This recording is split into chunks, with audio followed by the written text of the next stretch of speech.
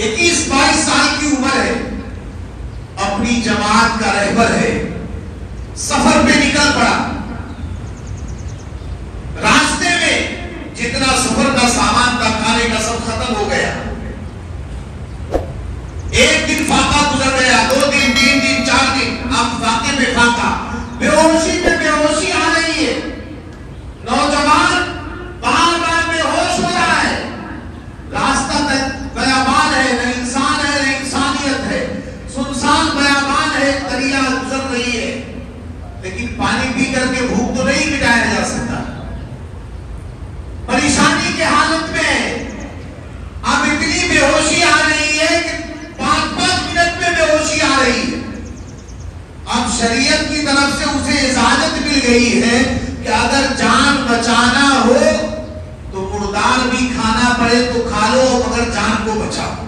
مثال کے طور پر کسی کی جان جا رہی ہو، مردار پڑا ہوا ہے، اتنا کھا سکتے ہیں، شریعت کے اندر اجازت ہے. کسی مفتیان کرام سے چاہے تو رابطہ کر کے پوچھ سکتے ہیں میں غلط کہہ رہا ہوں یا صحیح کہہ رہا ہوں. اتنا کھا سکتے ہیں جس سے جان بچ جائے، پیٹ بھر کے کھانا جائز نہیں ہے. بہت سخت پیاس لگی ہوئی ہے، شدت کی پیاس ہے، جان جانے والی ہے، جس سے جان آپ کی بچ جائے. شریعت نے اجازت دے دیا، لیکن نوجوان کے تقوی کو سلام. بے ہوش ہو کر کے جیسے ہی ہوش آیا، کیا دیکھتا ہے کھجور کے باغوں سے گزر رہا ہوں. دل میں آیا کہ ہاتھ بڑھاؤں، کھجور کا گچھا توڑ کر کے کھا لوں. لیکن فوراً دل میں ایک خیال آیا کہ کیسے کھجور توڑ کر کے کھا رہا ہے، کیا تو اس کا مالک ہے؟ اب کوئی دیکھے نہ دیکھے، خدا تو دیکھ رہا ہے. نوجوان ہاتھ کو کھینچ لیا، آگے گیا، پھر بے ہوشی میں بے ہوشی ہے. اچانک اس کی بے ہوشی پر اللہ کی رحمت کو جوش آ گیا. نگاہیں بدلی، منظر بدل گیا.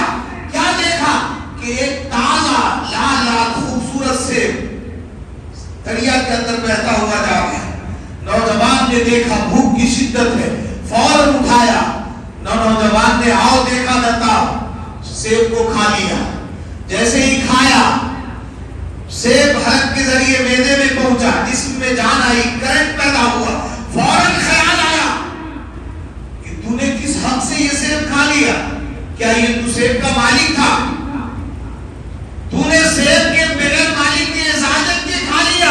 اور کوئی دیکھے نہ دیکھے، اللہ تو دیکھ رہا ہے.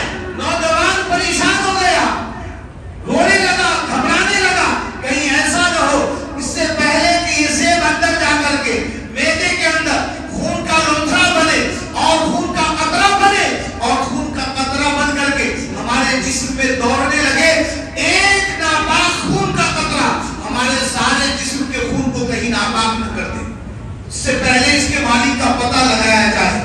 دائیں دیکھا، بائیں دیکھا، آگے پیچھے، کہیں کچھ نظر نہیں آیا.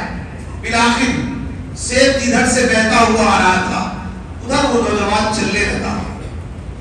چلتے چلتے چلتے 5 میل کا سفر کیا تو کیا دیکھا کہ سیب کا ایک گچھا ہے، ڈالی ہے، ٹہنی ہے، جو دریا کے پانی سے ٹچ ہو رہی ہے اور 4-5 لال لال سیب لگے ہوئے ہیں. نوجوان کو دل میں خیال آیا کہ ہو نہ ہو یہ سیب اسی باغ سے آیا ہے، اسی ٹہنی کا سیب ٹوٹا ہوگا جو دریا میں بہتا ہوا آیا ہے. چنانچہ پتہ کرنے کے لیے نوجوان آگے بڑھا، باغ کے مالک کے دروازے پر گیا، آواز لگایا کوئی ہے کوئی ہے. کیا دیکھا ایک بوڑھا آدمی 60 برس 60 برس، ہاتھ میں لاٹھی ہے، دروازے پر آیا. کہا مجھے معاف کر دیجئے. اے بابا مجھے معاف کر دو. کہا بیٹا غلطی کیا ہوئی ہے؟ کہا بغیر آپ کے پرمیشن کے، بغیر آپ کی آگیا کے، بغیر آپ کی اجازت کے میں نے آپ کا سیب کھا لیا. کہا کیسے کھا لیا؟ میں تو بڑا چوکنا رہتا ہوں، رات بھر جاگتا ہوں، دن بھر دیکھتا ہوں، جب تو میرے باغ میں آیا نہیں تو سیب کھایا کیسے؟ اس نے سارا واقعہ بتایا کہ ایسی سی حالت تھی، میری جان جانے کو تھی. میں نے دریا میں سے بہتا ہوا دیکھا. میں نے بھوک کی شدت میں اتنا اندھا ہو گیا تھا کہ میں نے حلال و حرام کو نہیں دیکھا. میں نے سیب اٹھا کر کے کھا لیا اس سے پہلے کہ وہ خون کا قطرہ بن کے میرے جسم کے سارے خون کو ناپاک کر دے. بابا مجھے معاف کو دیکھا. 21-22 سال کی کریل جوانی ہے, خوبصورت نوجوان ہے. دیکھنے کے بعد بابا سوچنے لگ گئے اور مسکرانے لگ گئے, گویا بابا کو اپنی منزل نظر آنے لگ گئی.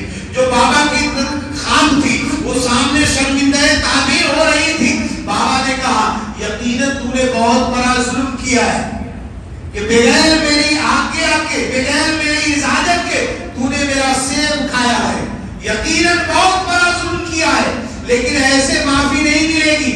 کہا کہ جو حکم ہو, ساری زندگی آپ کی خدمت کروں گا, آپ کے پاؤں دباؤں گا, آپ کی باپ کی رکھوالی کروں گا, لیکن بابا مجھے معاف کر دو اس سے پہلے کہ وہ خون کا قطرہ بن کر کے میرے وجود کے خون کو ناپاک کر دے. بابا نے کہا میری ایک شرط ہے جب تجھے میں معاف کروں گا. کہا بابا میں ہر شرط ماننے کے لیے تیار ہوں, لیکن آپ مجھے معاف کر دو. کہا کیا شرط ہے آپ کی؟ کہا شرط یہ ہے کہ میری بیٹی سے تمہیں شادی کرنی ہوگی. آج کا چھوکرا ہوتا, نوجوان ہوتا کہ بابا میں نے سیب کھایا, میں نے معافی مانگ لیا, میرا خدا دیکھ رہا ہے, فائنل, میں معافی مانگنے آیا, تمہارا جمائی بننے تھوڑی آیا. اور آج تو یہ حال ہے کہ رشتے لگے نہیں, پہلے واٹس ایپ پہ فوٹو منگوا لیتے. دیکھو چہرہ کیسا ہے, آنکھیں کیسی ہے, بال کیسے ہیں, اور شادی لگنے سے پہلے پہلے واٹس ایپ پہ اتنی ہوتی ہے کہ شادی لگنے سے پہلے ہی ٹوٹ جاتی ہے. آج یہی حال ہے. اس نوجوان نے کہا, نہ چہرہ دیکھا نہ کوئی بات پوچھی, کہا مجھے منظور ہے بابا, میں آپ کی لڑکی سے شادی کرنے کے لیے تیار ہوں, لیکن بابا یہ تو کہو کہ میں نے آپ تمہیں معاف کر دیا. کہا تو نوجوان ہے, پہلے میں تجھے ساری بات بتانا چاہتا ہوں. تو 21-22 سال کا کریل جوان ہے, خوبصورت ہے, حسین ہے, بعد میں مجھے تانا نہ دے کہ تو نے پہلے نہیں بتایا کہ تمہارے اندر یہ خوبی تھی, بیٹی کے اندر یہ عیب تھی. پہلے میں بتا دیتا ہوں تاکہ تم دونوں کا رشتہ جو ہو اٹوٹ رشتہ ہو, مضبوط رشتہ ہو. چنانچہ کہا بتاؤ بیوی بیٹی کی کیا خوبی ہے؟ کہا کہ میری بیٹی تو ہے لیکن آنکھوں سے اندھی ہے. اچھا, اور سن, کان سے بہری بھی ہے. نوجوان نے کہا کیا ہے؟ اور سن, ہاتھ ہے لیکن لولی ہے. اچھا, زبان ہے لیکن گونگی ہے, بول نہیں سکتی ہے. پاؤں ہے لیکن لنگڑی ہے, چل نہیں سکتی ہے.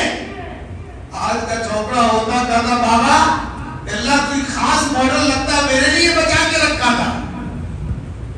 یہی حالات ہوتے. لیکن وہ نوجوان اس کے تقوی کو سلام, اس نے کہا بابا مجھے ہر شرط منظور ہے. تمہاری بیٹی اندھی ہے, بہری ہے, گونگی ہے, لولی ہے, لنگڑی ہے, سب چلے گی, لیکن اس سے پہلے کہ وہ خون کا قطرہ بن گئے میرے وجود کے خون کو ناپاک نہ کر دے, بابا مجھے معاف کر دو. کہا چلو میں نے معاف تو کر دیا, لیکن چلو شادی. اس نے کہا بابا گواہ ہو جاؤ, گواہ ہو جاؤ زمین و آسمان, اس اللہ والے نے, اس بڑے بزرگ نے مجھے معاف کر دیا ہے, میں ان کی لڑکی سے شادی کرنے کے لیے تیار ہوں. شادی ہو گئی. آج کے دور کی شادی نہیں جو ہمارے یہاں رسمیں چلتی ہے, جوتے چھپائی کی الگ ہے, مہندی لگائی کی الگ ہے, ہلدی کی الگ ہے, فلانے رسموں کی الگ ہے. یہ سب شیطانی رسمیں, اسلامی رسمیں نہیں ہیں. یہ سب دو گواہ آئے, مہر مقرر کر دیا, نکاح ہو گئی. اب شب زفاف ہے, سہاگ کی رات ہے, نوجوان اپنے بیوی کے کمرے میں جا رہا ہے, سوچتا ہوا جا رہا ہے کہ میں اپنے بیوی سے ملنے کے لیے جا رہا ہوں. آج میری پہلی رات ہے, لیکن میری بیوی تو آنکھوں سے اندھی ہے, کان سے بہری ہے, زبان سے گونگی ہے, ہاتھ سے لولی ہے, پاؤں سے لنگڑی ہے. لیکن میرے مصطفیٰ کی سنت ہے کہ جب کسی کے گھر پہ جاؤ تو جانے سے پہلے سلام کرو. سبحان اللہ. آج ہم لوگوں نے ان چیزوں کو چھوڑ دیا ہے, سلام کرنا بند کر دیا ہے. اسلامی طریقہ یہ ہے کہ آپ کسی کے دروازے پر جائیں تو پہلے کنڈی بجائیں, بیل بجائیں. یہاں نہ رشتہ ہوتا ہے نہ رشتہ داری ہوتا ہے, یوں ہی ہم ایک دوسرے کے گھر میں چلے جاتے. کہتے عورتوں کا پردہ ہے. ہاں عورتوں کا پردہ ہے لیکن تمہیں بھی تو پردے کا حکم دیا گیا ہے. تم عورتوں سے پردہ. اچانک نگاہ پڑ جائے معاملہ کچھ اور ہے لیکن پلاننگ بنا کر کے جب دیکھنے جاتے ہیں یہ گناہ ہے. وہ نوجوان کمرے میں جا رہا ہے, کہا چلو میری بیوی سنے یا نہ سنے. سلام کیا, جیسے ہی سلام کیا بڑی پیاری جواب سلام کا جواب آیا. نوجوان نے جیسے ہی دیکھا ایسا معلوم ہو رہا تھا کہ دنیا کی لڑکی نہیں بلکہ جنت سے کوئی حور اتر کے آ گئی ہے. سبحان اللہ. چہرہ ایسا جیسے چوتھی رات کا چاند چمک رہا ہو, آنکھیں ایسی جیسے ہرنی جیسی آنکھیں ہو. وہ نوجوان دیکھتے ہی واپس پلٹ کے بھاگا اور آ کر کے بوڑھے میاں کا ہاتھ پاؤں نہیں پکڑا, سیدھے گریبان پکڑا کہ تم سے میری کیا دشمنی ہے. ایک ناکردہ گناہ جو بغیر تمہاری اجازت کے میں نے سیب کھا لیا, اس کے لیے لنگڑی لوڑی اندھی بہری سے شادی کرنا پڑا. تم سے میری کیا دشمنی ہے.